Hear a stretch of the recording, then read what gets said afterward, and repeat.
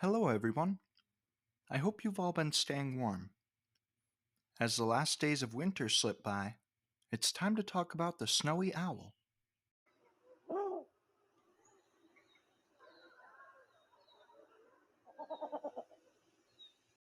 Densely covered in layers of salt and pepper feathers, the snowy owl is a striking sight for those who are able to spot it. In the summer, it lives much of its life in the frigid north, ranging from northern Canada and Russia to the northern shores of Greenland and even the Arctic. When the dark winter days descend on these ranges, the owls will fly south, expanding their range down through North America and Eurasia.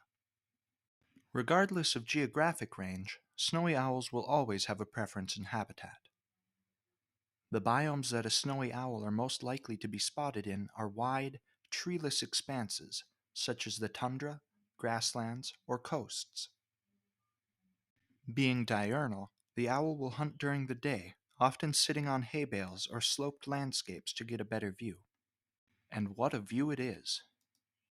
Their impressive eyes are capable of seeing 8 times farther than a human can, but such spectacular vision comes at a price. Their eyes are not spherical, but tubular. This means that they are entirely incapable of swiveling their eyes within the socket. To compensate for this, they move their entire head to change their field of view. As owls are famous for, they can rotate their head up to 270 degrees. Their hearing is also exceptional. The ears of the owl are asymmetrical, with one placed higher than the other. This imbalance can lead the owl to pinpoint the origin of sound much faster and more accurately than a human can.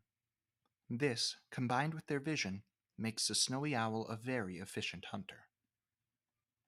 The method in which the owl utilizes these skills is very different from many other birds of prey. Their top speed of 50 miles per hour is practically a dawdle when compared to falcons, hawks, and eagles. This is because, unlike those raptors, the owl prioritizes stealth over speed. Their many fluffy feathers may make them slow, but they also make them silent. They make hardly any noise at all as they effortlessly glide low to the ground in pursuit of their prey. For the most part, the snowy owl hunts alone. This is mainly a result of the species being very territorial, even chasing away their own kind. This defense is lowered during the breeding season, as the tundra becomes littered with owl pairs. Snowy owls mainly mate for life, but if the food supply in their typical nesting ground is low, they may decide not to breed at all. In the case that they do mate, there are several courtship dances that the male must perform. First, he will capture and kill a rodent. Then he will slowly and ritualistically fly towards the female and drop the rodent for her to eat. Lastly, now on the ground, he will fan his tail and raise his wings in an M formation. If she is impressed by all of this, the two will mate, and nesting time begins. The nest is constructed solely by the female. She finds a dry place on the ground and scratches the dirt with her claws to start a divot. She will then lay down in these scratches and contour the hole with her underside. Occasionally, she will add lichens and feathers to the bottom for comfort, but for the most part, the nests are fairly sparse.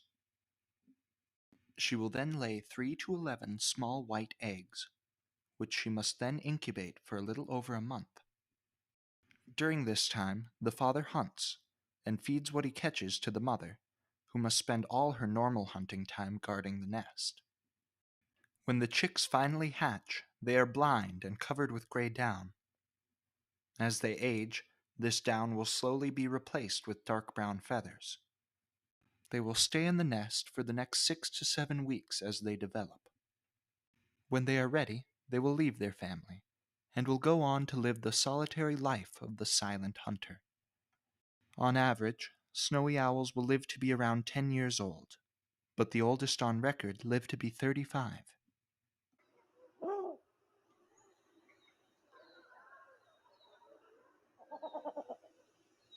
Thanks for watching. I hope you enjoyed learning about these stealthy predators. I'd like to give a special thank you to Katja Britton for suggesting the snowy owl, and remind you all that if there's a species you'd like covered, to let me know in the comments below. As always, my sources for photos and information are in the description if you'd like to learn more.